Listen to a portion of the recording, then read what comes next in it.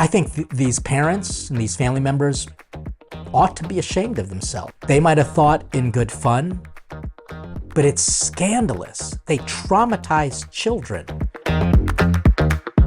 Welcome to the Father Leo Show, where I am dishing out faith, culture, and commentary. And in this episode, I'm going to encourage parents not to be Grinches and to get rid of that stupid prank about the Grinch who stole Christmas, and also give families, especially moms and dads, some ideas on how to make sure that Christmas isn't debased. That is not going to devalue it, but really lift it up to the high solemn feast that it is proclaimed to be.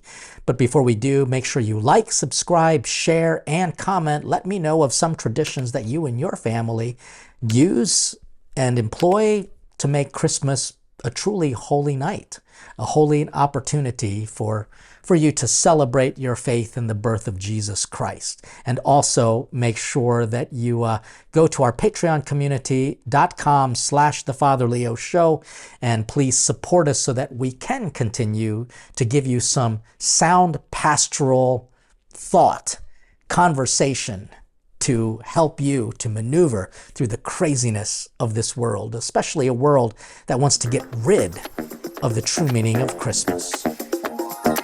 In this brevisode, let's just admit that Christmas is probably the most amazing, universally acceptable celebration. You know, for Filipinos, they start their Christmas celebrations in months that end in the letter R. So that's September. And why? Well, I asked my mom this because she likes to put up her tree very early, even pre-Thanksgiving. And I know American purists will probably be very upset to hear that, but I asked her, you know, as a theologian and a priest, why would you do something so illiturgical? Well, she said, because it makes her feel good. It makes her feel, that was the answer. It just makes me feel good. And she elaborated, it makes the house beautiful. You see, everybody becomes a little Catholic at Christmas. They start putting out statues of the Blessed Mother and St. Joseph and the shepherds. They start acting a little bit more charitably, giving to, Salvation Army, or they'll put baskets together, or they'll do the Advent giving tree at your church. In other words, we start practicing the corporal works of mercy. Basically, Christmas makes the world great again. And it's true, because remember, God created the world to be good, and Adam and Eve completely screwed it up. And in the disobedience of God's plans, they ate the forbidden fruit. And the only thing that will correct that evil of disobedience and the acceptance through that forbidden fruit is to take one bite of the blessed fruit that hangs from the tree of life. One bite of the blessed fruit of Mary's womb. And Jesus truly is to be eaten. He's born in Bethlehem, which means house of bread in Aramaic, and in Arabic, it's house of meat. Chem is meat in Arabic. And so it sounds a lot like the Eucharist. And I say to that, duh, of course it is. Because Christ is the gift for the hungry hearts. And so I just sometimes think that, our culture has done everything possible to make a mockery of Christianity. And guess what?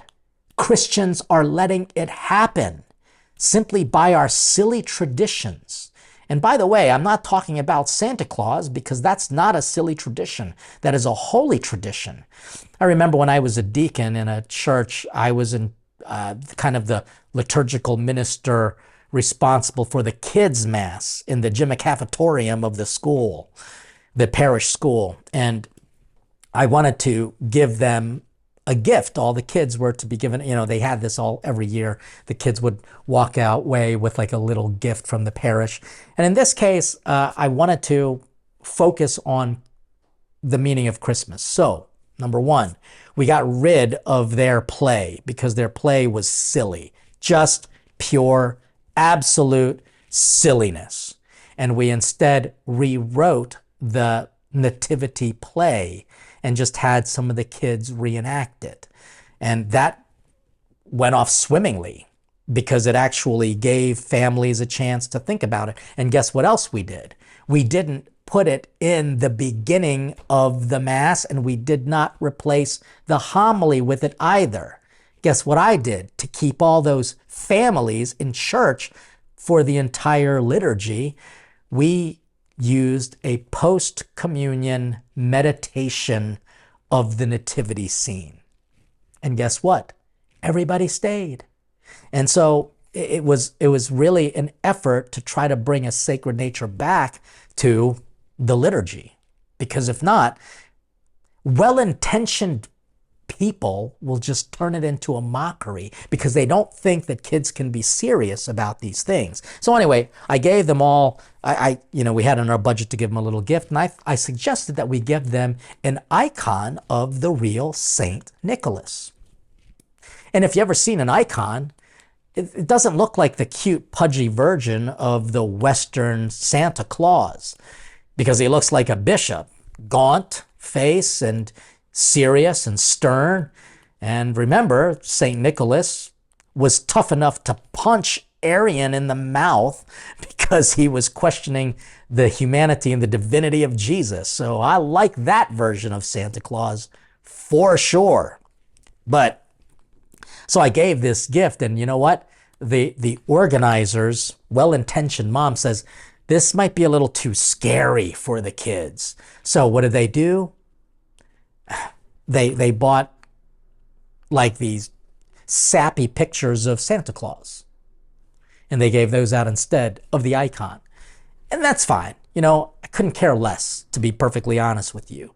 But I do care that we continue to perpetuate a false version of Saint Nicholas to children. And again, well-intentioned Christians, but you're doing a great disservice. I mean, who needs atheists when we have well-intentioned but poorly formed Christians taking over the Christmas narrative, the Christmas reality with a false narrative? But then it gets even worse, because then we start developing all these other silly, silly traditions, like the Grinch who stole Christmas. And this is what really disappoints me. I mean, of all traditions, why would these parents do this?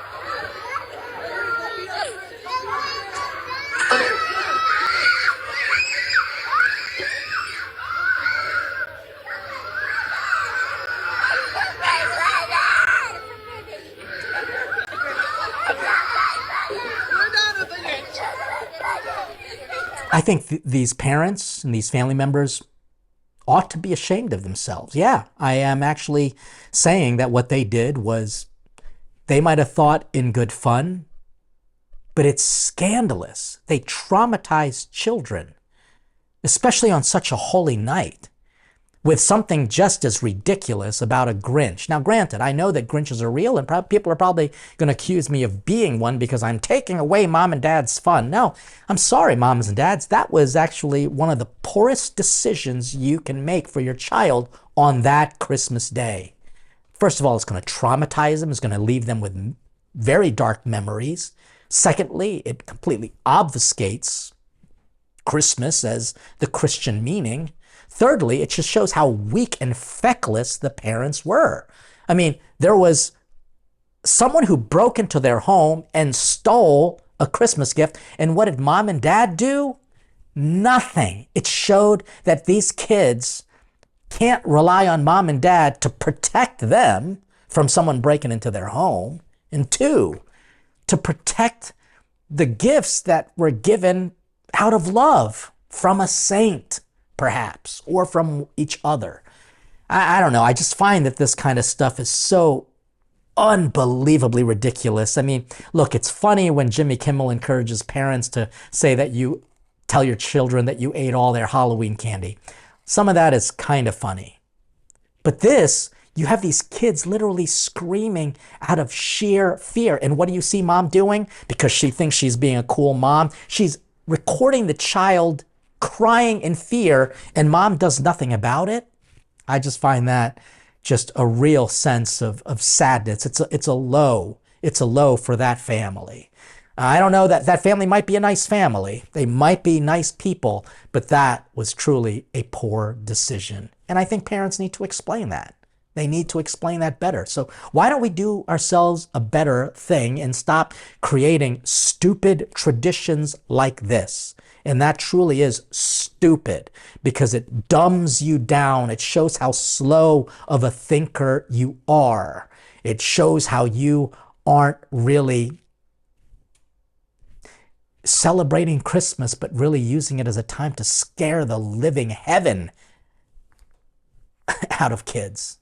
So here are going to be some of my suggestions. Some good traditions. Number one, get an advent calendar. If there's still time when you watch this, get an advent calendar and celebrate that. Make sure you light the advent wreath. These are all very good things. Maybe you might want to help your children create a Christmas wish list for themselves, what's appropriate and what's just expensive. And then maybe even make a list of people that your child would like to provide a gift for, like mom and dad and siblings, and make sure that Jesus is the first person on that list. Ask your kids, what gift are they going to give Jesus? And then you might also want to consider how your children can give a gift to some poor children. Pick a name, like names that your kids can say, hey, if I can give someone who's disadvantaged or a poor child a gift, and let's make up a name. So Bobby, Sarah, and John. And maybe you can help them to pick a gift for Bobby, Sarah, and John. And that way, it really becomes about a true, sincere gift of self. And then the final thing that I'd recommend is that we really teach children about the real St. Nicholas. Tell your kids that Santa Claus is real, and that when you're a child, we used images like the North Pole because it's the only way we can really understand the beauty and the purity of what's most north, and that's heaven. Talk about the little elves as, symbols of the children that St. Nicholas helped and even saved. And the giving was a result of St. Nicholas giving money and gifts to children in need. And, you talk about just the miracle of feeding St. Nicholas, with something sweet and kind, because that is a form of charity, because you would receive a reward even if you gave just a cup of water to one of God's prophets.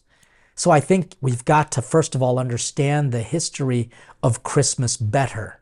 Now, there are going to be some people who are going to suggest, Christmas is a pagan holiday, and all that stuff is just kind of silly. You can actually watch a previous episode that I did for Christmas last year on the Father Leo Show when you can get a little bit more facts and statistics about that. But in this case, in this episode, all I wanted to do is really just share with you how not to make Christmas dumb, but to make it a truly holy celebration of the greatest gifts of all, which is faith, hope, and love. I hope that this is an episode that gets you thinking about traditions that you can start with your family. And make sure you like, subscribe, share, and comment. And please go to patreon.com/The Father Leo Show and consider supporting us there so that you can get access to some great content, but also some special perks.